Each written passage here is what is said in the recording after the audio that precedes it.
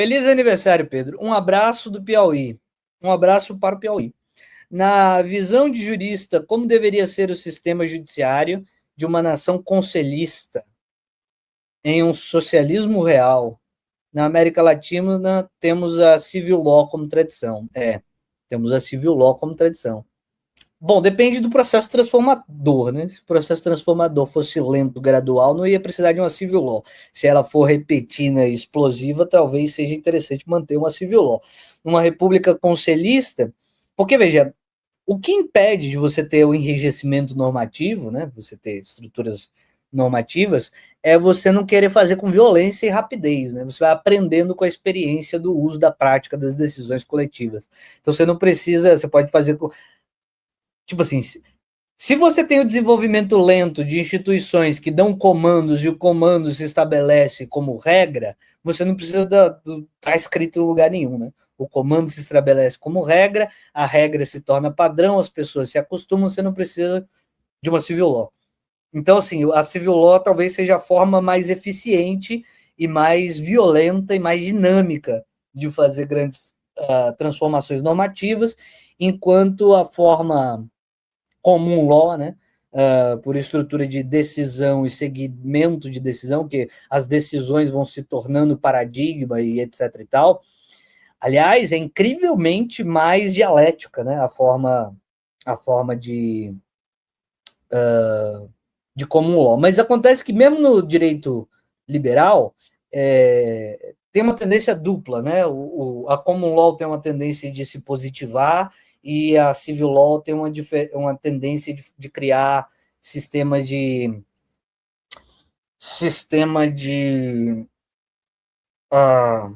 como é que é o nome?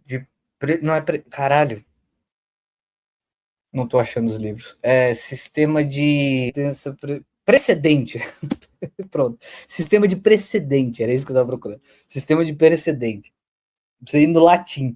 Né? Um sistema de stare decisis, de precedência, em que você tem uma escadinha decisória, onde as decisões anteriores conformam as posteriores, e as posteriores vão precisar criar um sistema de afirmação, de reafirmação, de justificação.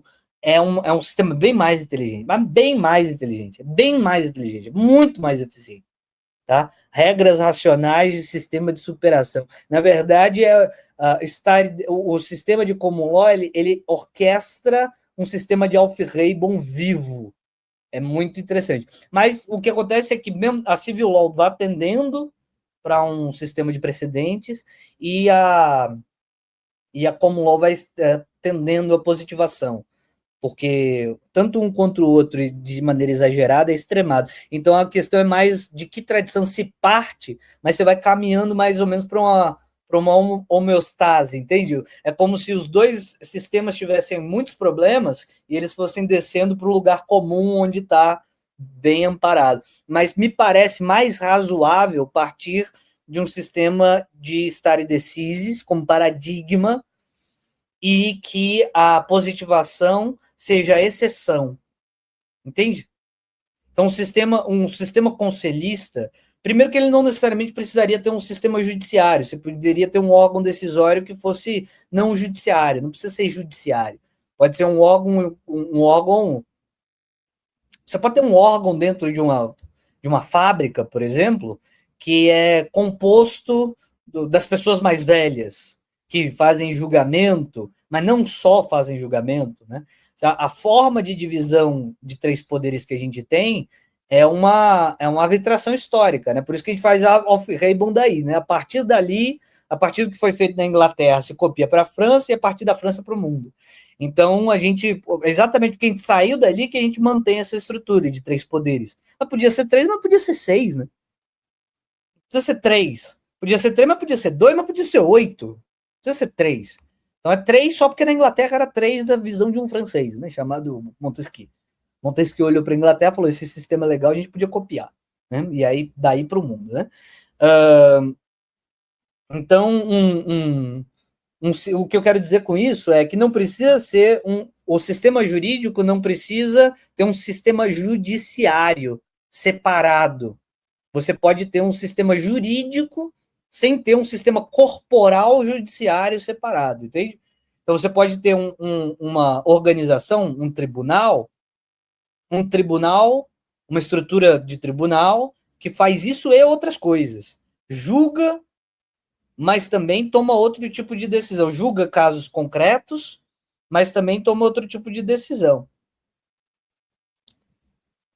Isso depende de como vai se formatar a organização de um sistema que você está chamando de conselhista, né?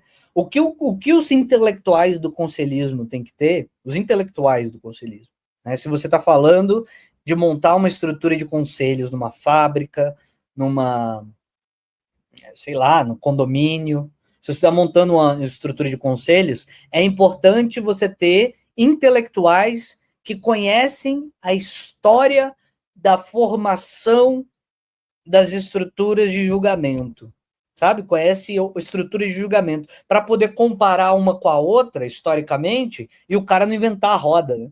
O cara não inventar a roda não sair inventada do zero. Você tem alguns paradigmas, olha, me parece que isso aqui é legal, eu olhei aqui para como funciona na Suíça, né, na estrutura de como se formou a Inglaterra, conheço mais ou menos como é que é a formação do sistema chinês, tipo assim, tem uma visão assim múltipla, uma visão múltipla dos processos formativos como esse para usar como paradigma. Mas qualquer estrutura de conselho que for formada e vai ter um corpo de julgamento, pode ser um corpo de julgamento por júri, né? Sorteio, como é no Brasil. No Brasil a gente tem um sistema de julgamento de crime por júri, né? São pessoas sorteadas, é sorteio, júri é sorteio. Sorteio. Então pode ser julgamento por júri, pode ser julgamento por os mais velhos da estrutura conselhista julgam. Acho que, inclusive, esse é o mais adequado. Os mais velhos julgam. Os mais velhos julgam. Acho que é a melhor estrutura, que foi o que gerou a estrutura do Senado romano, que gerou a estrutura do Senado. O Senado significa exatamente isso, né? Os senhores, né, em português, deriva da mesma raiz, né? É o grupo dos mais velhos. Então, eu acho que como é o Senado brasileiro, né? A partir de 30 anos, etc., você pode ser eleito. Podia ser um sistema de. Estou sugerindo que pode ser, estou tentando mostrar que pode ser muitas coisas, né?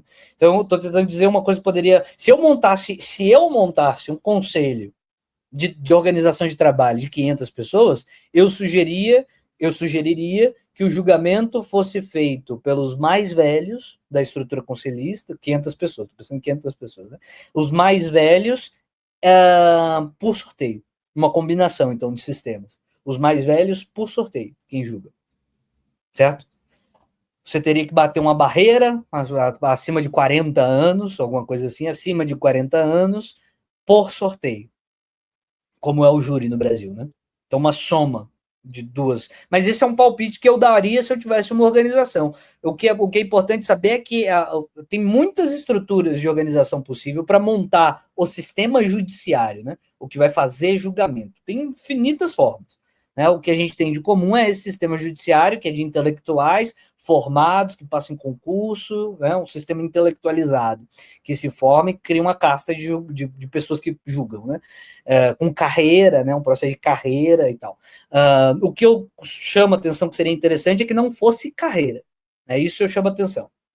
O sistema de julgamento não ser feito por carreira seria talvez um elemento importante para um sistema conselhista. Não ser feito por carreira.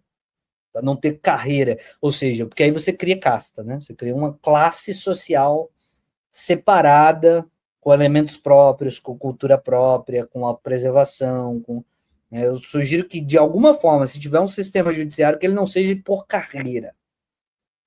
Por carreira não é legal, não, eu acho. Para um sistema de conselhos, né? Eu acho que essa seria... Eu não diria como tem que ser, eu diria como não deveria ser. Não deveria ser por carreira.